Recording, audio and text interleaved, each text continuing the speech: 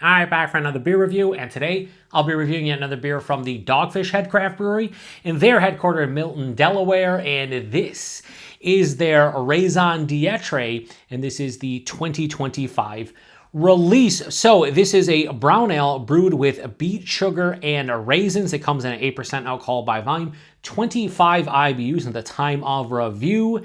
This can is approximately 9 weeks old and also has a best by date of January of 2026. So I think they give this one a best by date of 6 months. So according to Dogfish Head, we should be more than good to go. And I'm reviewing this one as a shelfie beer for the month of September 2025. And this, along with their chicory stout, is exclusive to their brand new Fall Rewind variety pack. Includes 4 different beers. You get 3 of each. This, the aforementioned chicory stout, their pumpkin ale, and their 60-minute IPA. And this, along with the chicory stout, exclusive to the variety pack. They brought these back for the first time in quite a while.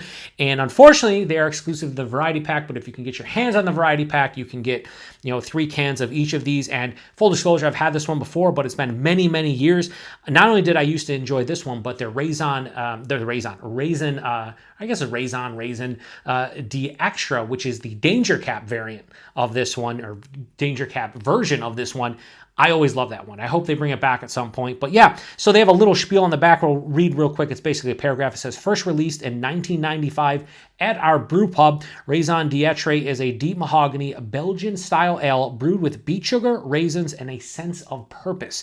Enjoy the complex fruit notes and rich maltiness that make this beer so distinct. So it's funny they just call it a brown ale when it is a Belgian brown ale. I'm pretty sure they're using Belgian yeast, so this makes it more like a Belgian double or maybe even a Belgian strong dark. But whatever the case may be, we have the hashtag proper glassware. We're going to give a pour into the hashtag proper glassware. I'm going to try to get a decent head on this one because this is a bigger glass and this is only a 12 fluid ounce can, so I do want a decent head to kind of fill out this glass, and I've done that. I've succeeded. So I also had a pour of this recently at my favorite local bottle shop of choice, Brewed and Bottled, Lewiston, New York. Shout out to Chris, Harry, settle down. But yeah, so I bought a can of this and shared it with like a couple other people there. I had like 4 ounces of it, and it was too cold. And now I'm drinking this one out of my darker beer fridge at 54 degrees Fahrenheit, so it's more in the realm of what I think this beer should be. And the hashtag proper glassware, yeah, that looks proper. That looks beautiful. It does have a deep mahogany, deep like ruby red color to it. Decent clarity, although you can probably see at the bottom my shadow. If I hold up to light, yeah, I can see my hand in the shadow through the side. Good carbonation. Let me bust out this contraband flashlight that none of you can really... Let's see, can we go through the side here? Let's see if we do something... I don't know if you'll see the carbonation through the back here, maybe. Yeah, you see the carbonation there? Going nuts. Yeah, so there's good carbonation in here. I had about a 2 finger and now about a finger and a half of this, I'd say very lightly tan colored head. Pretty creamy looking. Looks beautiful. Let's get a nose. Nice. To me, it smells like an oatmeal raisin cookie. Or like brown sugar and like raisin oatmeal. It has just like a beautiful brown, like they're using beet sugar, but it has more of a brown sugar, like a caramelized sugar. And then in addition, it has this big fruity kind of raisin, date, fig, plum, dried dark fruits. That Belgian yeast is there, a little bit of clove and coriander. Definitely has a spiciness to it. A big brown bread kind of quality as well, like pumpernickel. That dried kind of dark fruit is really the predominant note, along with the raisins added in. I'll be honest with you, there's a little bit of metallic vibe in here. And I remember that drinking it cold at Chris's.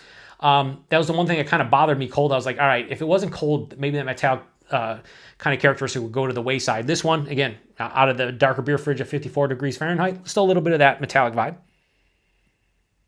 But yeah, brown sugar, little bit of caramel, maybe even like even a touch of like molasses. Vanilla. Really nice. Really, really nice. So to me, has a little bit of like an oatmeal thing going on, whether it's like oatmeal raisin cookie or like a brown sugar and like raisin oatmeal itself. It has just that kind of vibe to it. And I actually bought some apple pie oatmeal cookies recently, so it's like fresh in my mind what like an oatmeal cookie kind of smells like and tastes like. And this kind of has that aroma to some degree. 8%, I can't tell. Yeah, it smells really nice. Does it smell as good as I remember it? Yeah, so this is a beer that I typically would give like a 4 out of 5 out of back in the day, and then Raison D'Extra I would get like a 4.25 to like a 4.5. It was that much better. Just being, you know, a big danger cap, whatever that beer was, like 15, 16, 17%. But for an imperialized version that's 8%, like half the percentage, this is still really nice.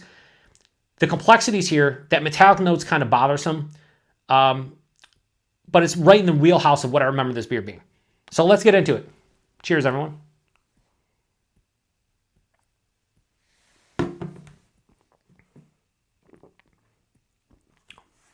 So the taste to me, a little bit of that metallic vibe there.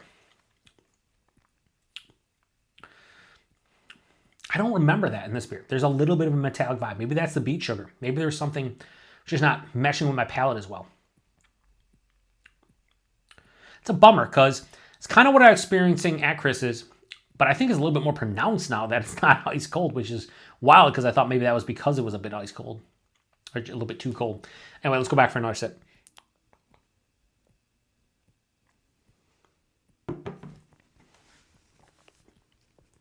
Buying this for 8%, beautiful. Higher side of medium, lower side of full, awesome.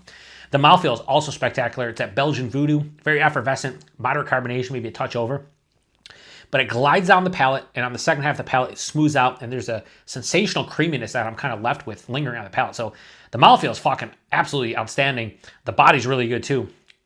And now as that my palate gets adjusted, that metallic note, maybe I just needed after that first sip, kind of like the nose, the metallic kind of vibe, the metallic feeling kind of dissipates a little bit. Look at the fucking glass lacing. Ladies and gentlemen, that's glass lacing. That is not a head anymore. That is the glass lacing. It's not like there's a little bit like on the other side. You can see the other side of it where I took a sip. That's glass lacing. This is all glass lacing up here, even though like it doesn't look like it. There's like the head's like a third of a finger.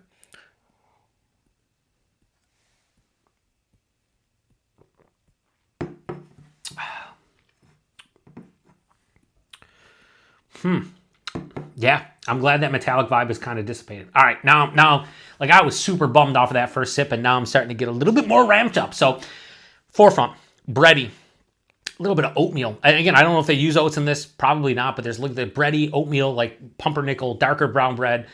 Not really toasty, but just like, you know, if you ate like, you took a slice of like pumpernickel and just like went to town on it. There is a little bit of like oaty vibe.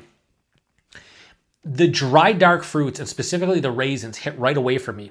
More often than not, it'll be like that caramelized sugar, but no, it's raisin. It's like a dried fig, a dried date, maybe even like a dried cherry, very prominent. Then the beet sugar comes in, and to me, it's more like a brown sugar, caramel, a little bit of molasses. And as it passes through and it gets to the second half of the palate, that's where the spiciness comes in, probably from the hops, maybe from the yeast. It has a clove, a coriander, but there's a little bit of like a peppery kind of tone as well.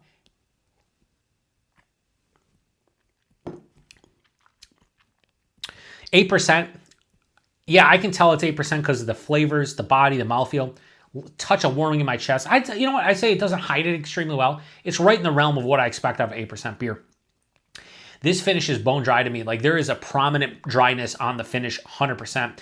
While it's pretty sweet up front, it kind of balances out on the back of the palate. There's a more of a mild bitterness, maybe a touch over mild bitter, maybe like a mild to moderate bitterness, but that's at the most. Like I'd say more in the mild range. This isn't overly sweet, kind of like the Raison D'Extra is definitely quite sweet. You get that like huge alcohol kind of kick from that one. This one, you're not really getting it.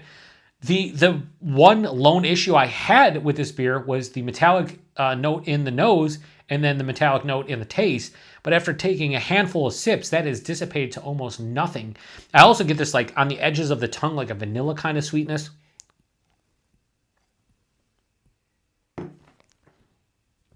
Maybe a touch of like a very dark chocolate, like 70s, 80% cacao bar.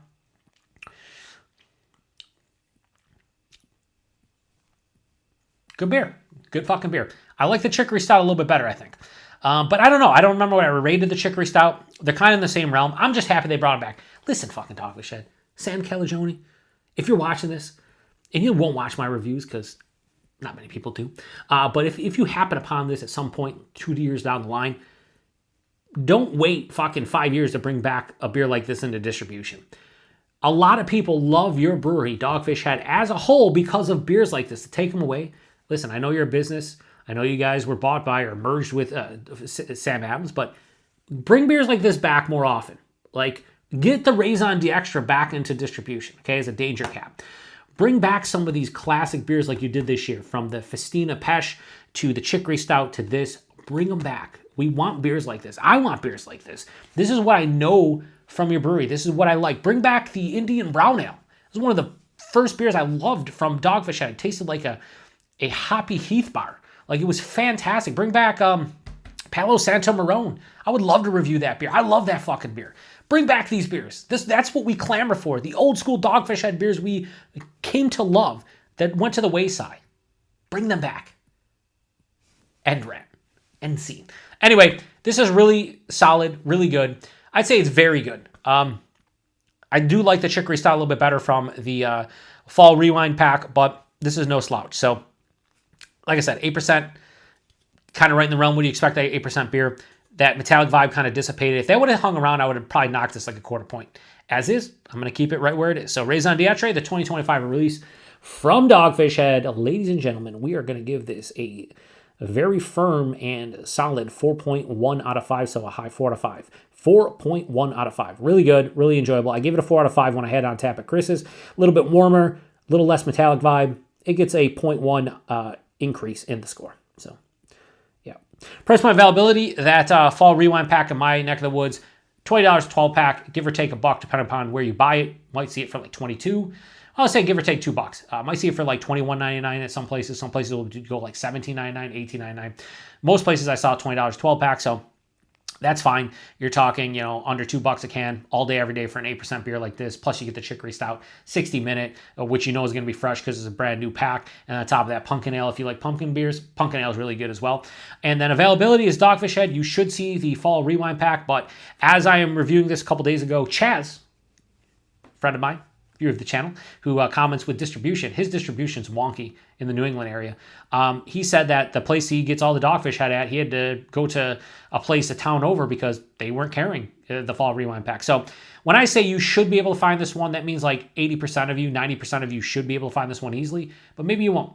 Hopefully you do. If you see Dogfish Head, this is their fall variety pack, so check it out. And if you love the beers from yesteryear from Dogfish Head, I did that little rant, but if you like beers like this, Chicory Stout, Festina Pesh, Indian Brown Ale, Raison D'Extra, Palo Santo Marron, old school beers that they haven't brought around in a while, then go pick this up. I think you'll enjoy it. So that does it for another Shelfie beer for the month of September 2025. Soon they're going to be going away until January, so I'm glad I was able to fit this in before that. So yeah, anyway, if you've had this one before, please post in the comment section. If you had the most recent release, let me know what you thought about it. I think this is kind of right in the realm of when I remember that beer. Remember this beer being back, 10 years ago. So that's pretty cool. So anyway, I'm going to shut this one down. Thanks to everybody stopping by for another beer review here on the Beer Patrol. To the next one.